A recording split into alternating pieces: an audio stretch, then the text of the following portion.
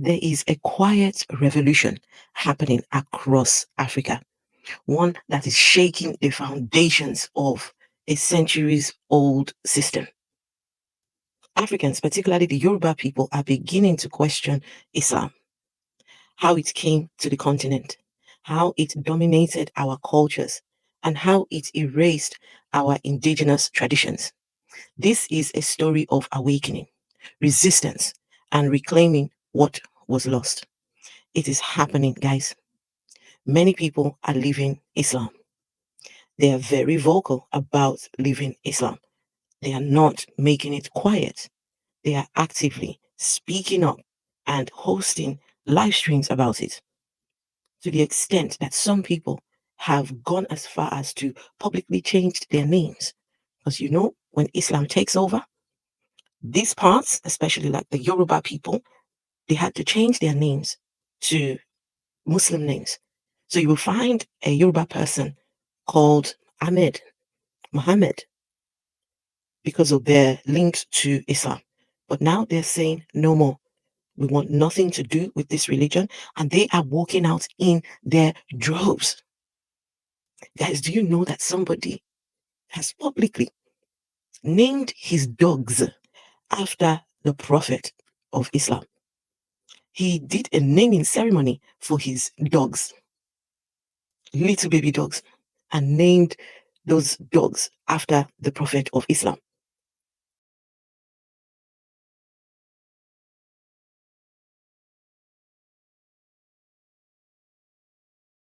Who let the dogs out?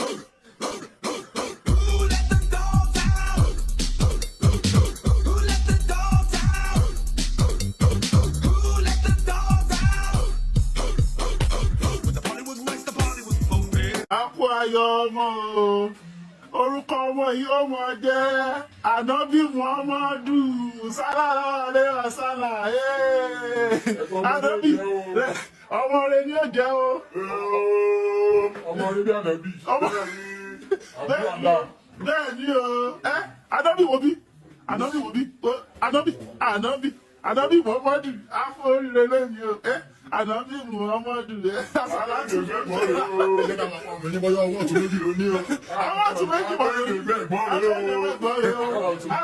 Ànábì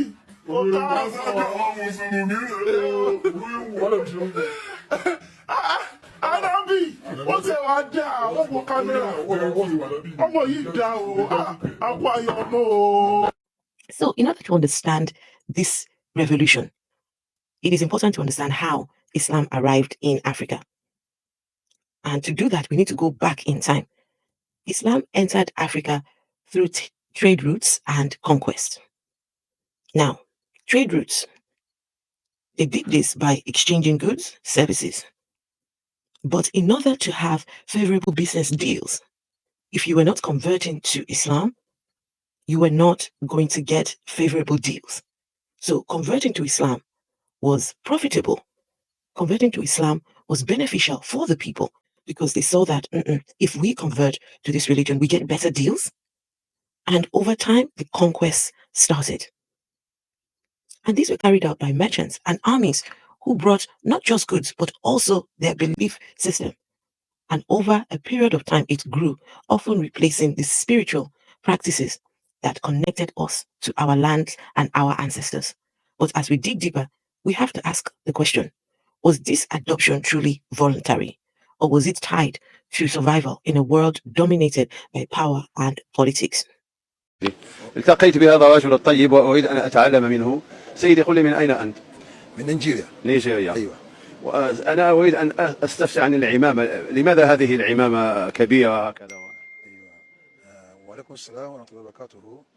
كما كنت سابقا لك أيضا هذه الإمامة هي شعار لنا ولقبيلتنا في نيجيريا، وكذا عمم بها المؤسس لجمعيتنا اسمه الشيخ يوسف أبو بكر أدارة في نيجيريا، وهو الذي أسس بجمعية التي تقال يعني اسمها بجمعية زمرة المؤمنين في كل ربوع العالم، يتعممون ويتركون لحيتهم ويحتجبون نساءهم ما شاء ويدرسون الله. للطلاب على العد البسطاء هكذا. يعني نحن زمرة اسمنا زمرة المؤمنين في نيجيريا. إذن هذه العمامة علامة على الانتماء للقبيلة. يعني كذلك انتماء على وما اسم هذه القبيلة؟ قبيلة يعني زمرة المؤمنين. ذروة هكذا ذروة. زمرة المؤمنين في نيجيريا. ما شاء الله. في نيجيريا، ومؤسسها الشيخ يوسف أبو بكر أدارة الإلوري، وكان له تلاميذ كثيرة ما شاء الله في نيجيريا. ما شاء الله. وعلى يعني رأسهم الشيخ عبد السلام بامدلي والشيخ ثبير. For many, converting to Islam wasn't about faith. It was about aligning with the rulers, avoiding persecution, or gaining access to trade networks. This history, you hardly hear it being talked about. But it is critical to understand why so many are now starting to reevaluate their beliefs. How come this religion dominated our people, our lands? How come this religion took over? We've changed our names. People even go as far as to ask, okay, hang on a second. In Nigeria, how many public holidays do we have designated to the other religions that aren't Christianity and Islam? And you find that just one day in the year is dedicated to the other religion, Isheshe. As for Christianity and Islam, they get all their public holidays, the Christmases, their ideal celebrations. So what has been the cost of Islam to this part of the world? Islam didn't just bring a new way of worship, it brought a new way to live. When Islam came over to this part, Islam didn't just come with the niceness. Islam says, when you take this religion and make it your own, you have to adopt a new lifestyle. And for many Africans, that meant rejecting their traditions and practices that had defined their communities for generations. The rituals that the Africans used to engage in were labeled pagan. Their deities were called idols. Their gods were dismissed as false. And even the names of people were replaced with Arabic ones. What a travesty. The rich diversity of our culture was overshadowed by a single foreign narrative. I think about how much we have lost as a people. The songs, the dances, the proverbs, things that carried wisdom and gave life meaning, were pushed aside. And for what? To fit into a system that demanded that we erase ourselves, to fit into a system that belonged to the Arabs. It was their system, not ours. The Arabs, that was their thing over there. Does not belong to us.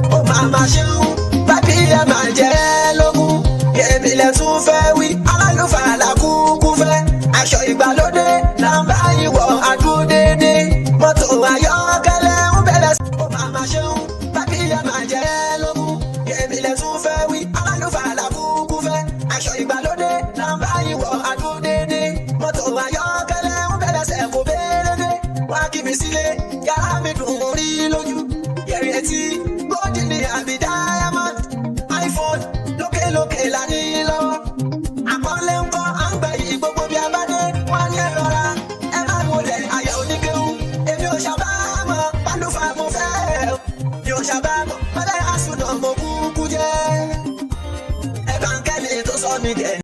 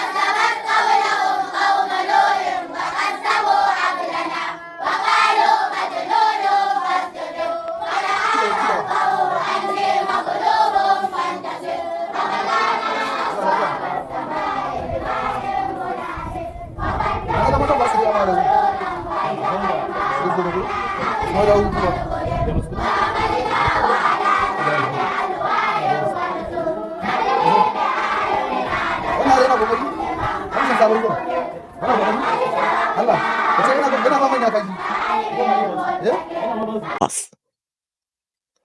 But now, things are changing.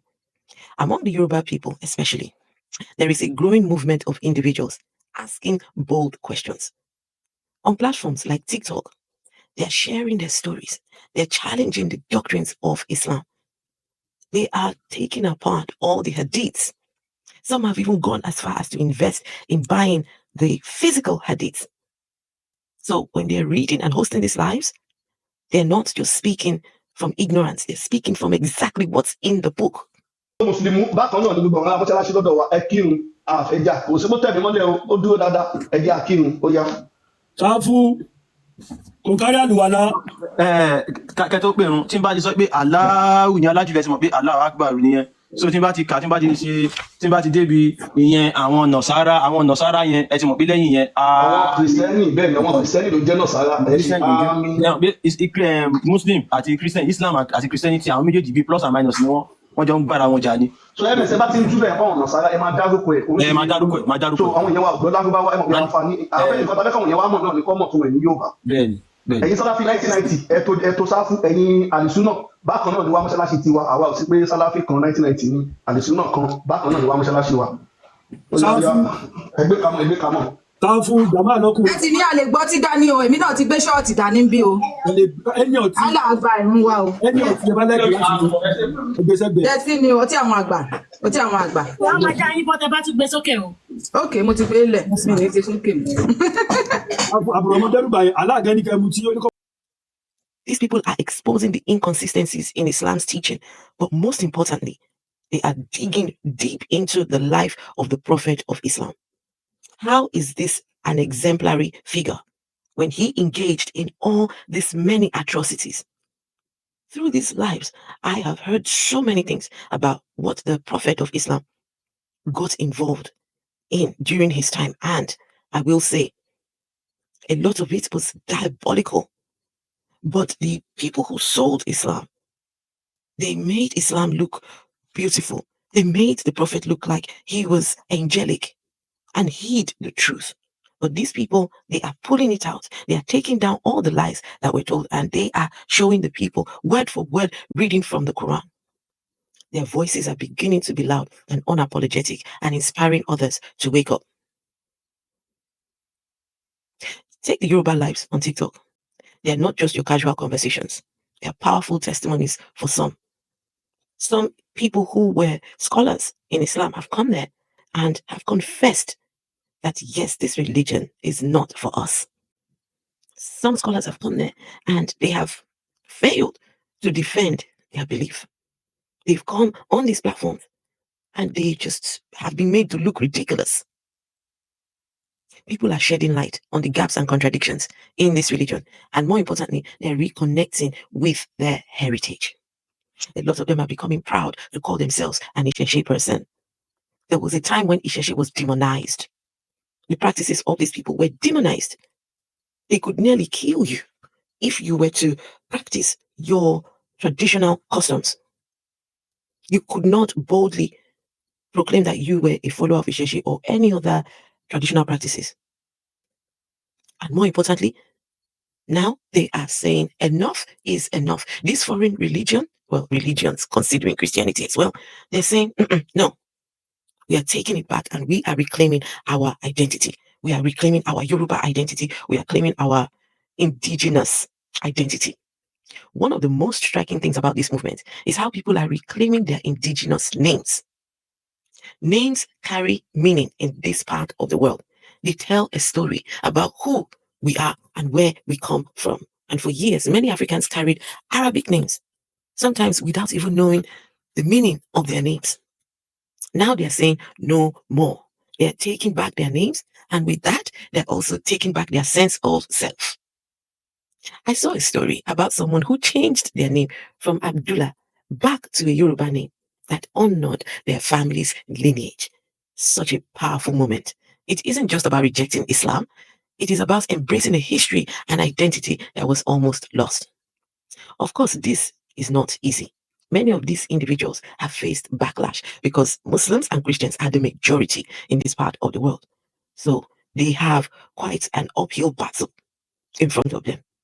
They have come under attack from their families and their communities to the extent some of these Muslim clerics have gone to the villages of some of these people online, gone to look for their parents and say, go speak to your son. Your son is bringing down the prophet. Your son is doing this. Your son is doing that. They've even brought the parents of some of these people to come online and come and speak to them. Oh, you're hurting me in my old age. Why are you doing this? But these people are saying, no, they are standing their ground.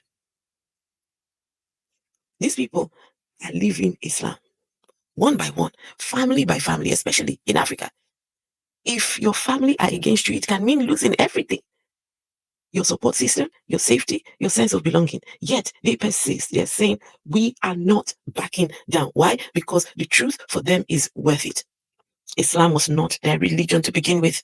And they are proud to say, no, we don't want this religion anymore. To the extent people now have songs that they sing. Oh, it's beautiful. Some of those songs, because of copyright, I will put some links to some of these songs. There's one particular one that brings joy to my heart. There's another one. Irolasoni, Arabo level, Arabo level, Arabo level, Irolasoni, Arabo level, Arabo level. The song is saying it was all a pack of lies. Oh, Mama Shon, Papi, Logun, Yemile tún fẹ́ wí, alálùfàlà kúkú fẹ́, aṣọ ìgbàlódé, làǹbá ìwọ̀ àdúró déédéé, mọ́tò wa. But now people are questioning its foundations. They are examining how it arrived, the power structures it created, and the cost of its dominance. And they are walking away. This isn't just a few people. Entire conversations are happening online and offline. Communities are shifting. And while this movement is still growing, the ripple effect is undeniable. So what does this mean for you and me? Whether you are Yoruba, whether from another tribe in Africa, I am not Yoruba, but I appreciate what these Yoruba people are doing and I support them 100%. You could be just someone who is curious, someone from the outside looking in, who understands the damage that Islam has caused in these parts. And places that have the Islam as the dominant religion, those communities are not thriving at all. For some weird reason, anywhere that Islam has dominated, poverty seems to be rife in these parts. I'm not sure why that's the case. Maybe that's a subject I will go into another day. So, for you, this is a call to reconnect with your roots. Question everything you have been told. Learn the history they didn't teach you. And most importantly, embrace the parts of your identity that make you uniquely you. If you ever felt like something was missing, like the stories of your ancestors were silenced, this is now your moment to rediscover them. Join the conversation, challenge the narratives, and reclaim your story. Africa is waking up. This isn't just about living religion. It's about coming home. Home to our traditions, our cultures, and our true selves. The revolution has begun. Are you ready to be a part? If you have stayed and watched to this extent, thank you for watching. Make sure to give it a thumbs up. If you are not subscribed, make sure you are subscribed. And I will definitely come back and do the damaging impact of Christianity in this part of the world as well. So thank you very much, and I will catch you in the next video.